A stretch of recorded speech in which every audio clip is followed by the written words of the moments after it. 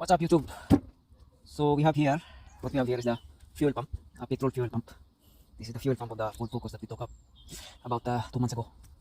Looks like new fuel pump installed on it, and the reason why we changed it because the car is being towed because there is a suspicion. Suspect of fuel pump failure, no? So tumawag sa akin, sabi ko nasa trabaho tayo, and then sabi ko kung meron kang insurance yan, yan yun lang sa insurance, towing sa insurance. Dahil sa insurance kasi libre naman yung magpato, no? Sa insurance libre yun. So sinabi ko sa kanya na ito papuntang bahay yung sasakyan, and then doon na natin papalitan ng fuel pump. So yun na, yung sasakyan papunta sa kanilang bahay, and then bumili na din siya ng fuel pump, and then pinalitan natin. So ito yung fuel pump na obviously it's old, but it's not totally old. It's like brand new, but used. That's the correct word, used fuel pump. So the thing why we have to investigate why the fuel pump failure is we gonna open this one here. This is like a foul what is this, like the bottom of the fuel pump that sits in here. So we're gonna open this casing here. So to open it, we just need a flathead screwdriver here. So we will investigate why it has a fuel pump failure. So inside here is like a filter or a strainer, whatever we call it. So we will investigate what is inside, what's going on, why it's not pumping fuel, obviously. So it's kind of remove now. So just a plastic clips. See this here? You just kind of push and then it will go out. So this is the like a basin of the fuel pump. So obviously it has dirty. Okay. So this one here, this is the fuel pump filter. See how bad is that? It's dark.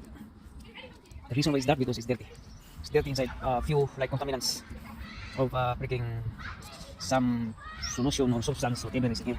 That's why it has a failure on the fuel pump suction, because this one here is blocking inside the fuel filter, causing the blockage on the passage of the fuel or the petrol. No?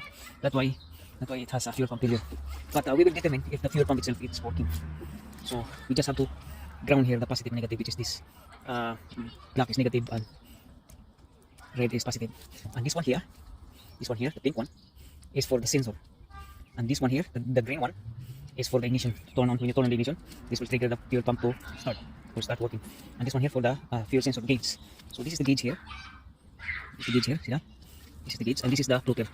This is called the floater of the fuel pump. Like when you top up or refueling, this will goes up like that.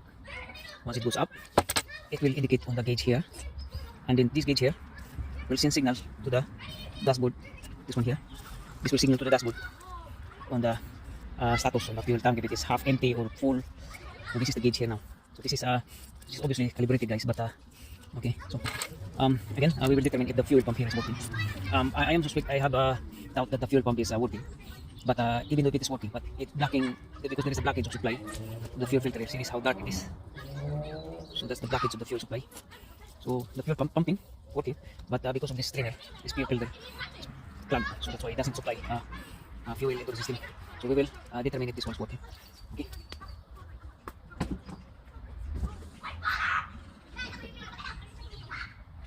We actually need a battery to ground this thing here. So we need a few clips, like a crocodile, what it is, or alligator thingy, to ground this part here in order to determine that the fuel pump is working. And if this fuel pump working, then we just clean this. We have to clean only this part here, this fuel filter here, and then this is good to install food into another car. Like, so this is like, obviously we're gonna salvage these things. So we're gonna open this up and clean this part here, or we just spray. We try to spray. We will know what's inside.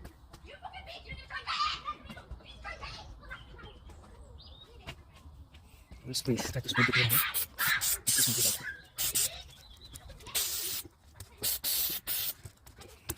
Like this has to go out. It's plugged in here. Just squeeze it. It sounds like it's clean. Okay. So it's clean. This thing's working. Okay. Now we will just get some alligator to ground this thing to determine if this fuel pump is working. So we need to cut this thing off the skin of the wire, so we can split them in both, like split in both sides, and to figure out on how to split this thing like this. Split this thing like that. Yeah? Then obviously, cut this up. And it's cut. And here is the alligator. So to connect this alligator here,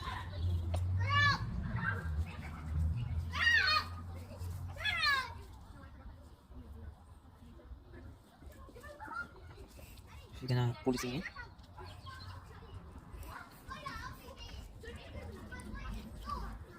And then we need some kind of how do this string.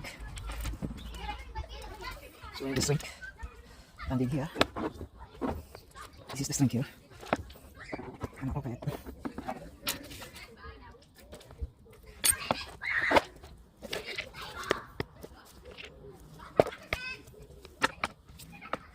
We just get the desired size of the string. This one's good. You put it here.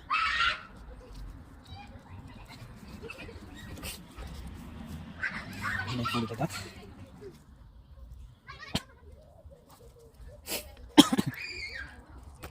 So once you fold it,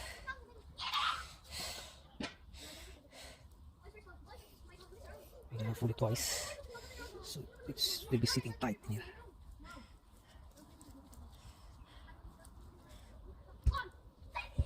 You prepare your long nose screw pliers.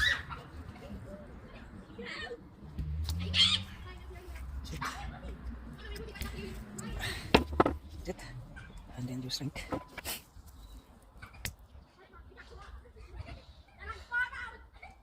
See how lovely that?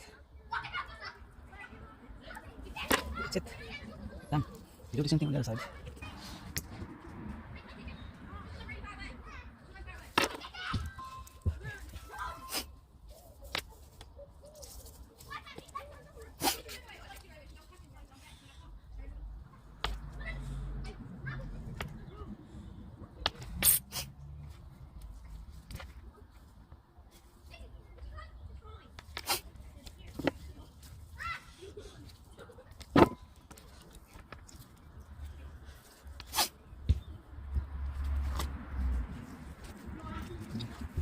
Okay.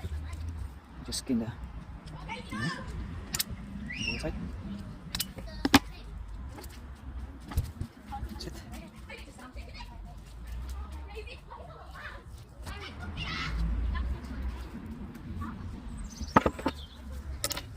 Oh God, I forgot the string. But anyway, you can still do this. If you forgot the string to pull it on, you can still do like pull this thing up like that. And then like that. So you just cut the pieces like that. And all is done. So that's the way it goes.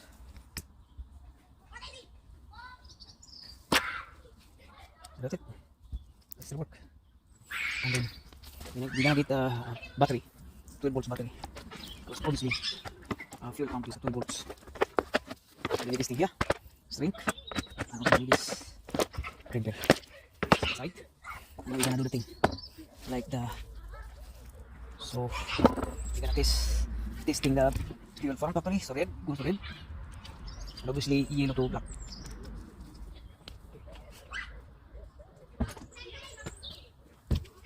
Disconnect this one. So we're gonna this here. Yeah.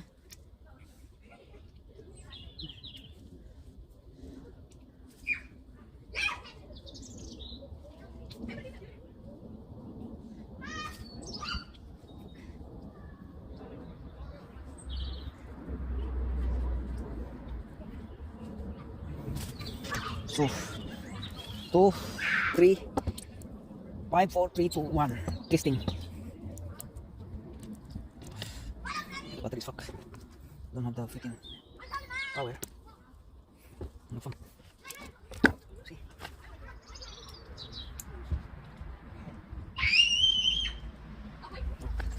So obviously the fuel pump.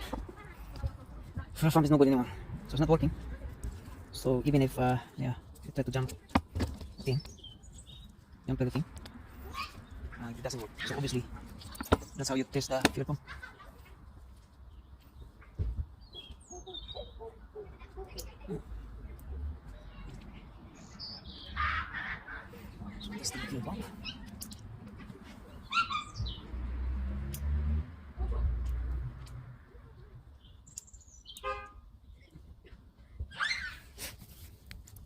So that's connected there.